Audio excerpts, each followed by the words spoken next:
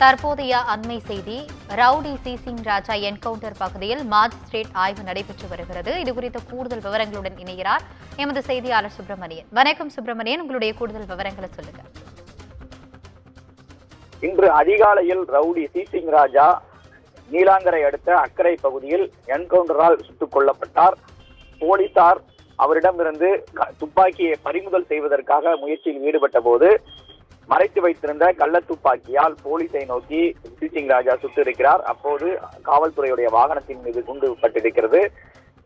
தற்காப்புக்காக வந்த போலீசார் சிசிங் ராஜாவை சுடபோது 2 குண்டுகள் அவர் மீது பாய்ந்து உயிரிழந்திருக்கிறார். இது தொடர்பாக விசாரணை என்பது நடத்தப்பட்டு வருகிறது. மேஜிஸ்ட்ரேட் விசாரணைக்கும் உத்தரவிடப்பட்டிருக்கிறது.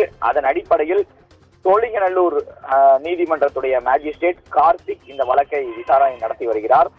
முதல் கட்டமாக நேரடியாக என்கவுண்டர் நடந்த இடத்திற்கு அவர் சென்றிருக்கிறார்.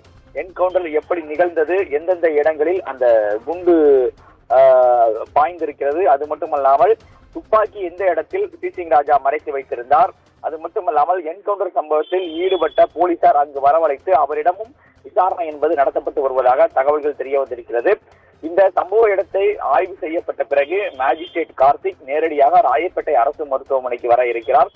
அங்கு சிசிங் ராஜாவுடைய குடும்பத்தினரிடம் முதல் கட்டமாக விசாரணை நடத்துவார். அதன் பிறகு சிசிங் ராஜா உடலை ஆய்வு செய்வார்.